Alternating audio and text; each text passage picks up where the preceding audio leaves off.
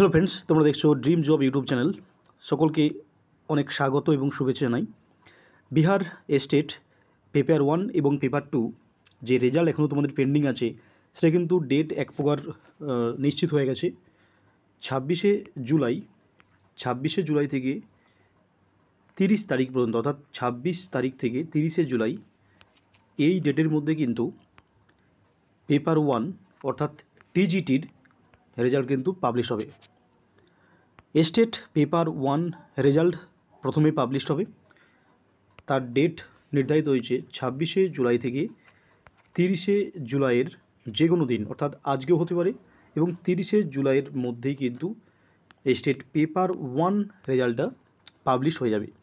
এবং পেপার 2 অর্থাৎ পিজিটি যে রেজাল্ট, সেটা পাবলিশ হবে একেবারে আগস্টের 1 তারিখ থেকে 7 তারিখের মধ্যে।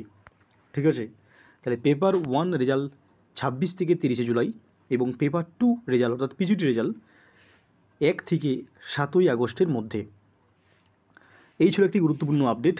এবং তোমাদের 4.0 পরীক্ষাটা কিন্তু আগস্টে হচ্ছে না, যেহেতু 3.0 রিজার্ভেশন পলিসি এবং বিভিন্ন কারণে এর রেজাল্টটা একটু ডিলে হবে, সেই জন্য 4.0 কিন্তু একটু পেছিয়ে গেছে 1 থেকে 2 মাস।